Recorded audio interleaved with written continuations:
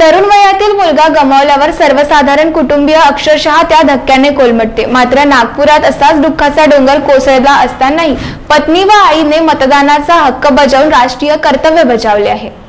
डोळ्यात अश्रू, हृदयात कालवाकालव या स्थितीत मुलाचे अंत्यसंस्कार होण्याआधी त्यांची आई व त्यांच्या पत्नीने मतदान केंद्र गाठून मतदान केले।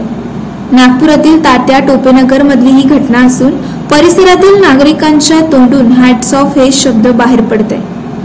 दुःखाच्या क्षणात राष्ट्रीय कर्तव्य पार पाडणाऱ्या मातेचे नाव मैथिली करू असून तात्या टोपेनगर निवासी अभिनय राम करू वय वर्ष 39 या तरुणाचे शुक्रवारी सकाळी निधन झाले।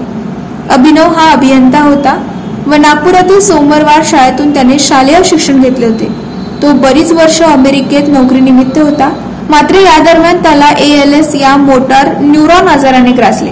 तो पत्नी व लहानग्या मुलासह नागपुरात परतला होता। बराच काळ शारीरिक त्रास सहन केल्यानंतर शुक्रवारी अखेर त्याने अखेरचा श्वास घेतला।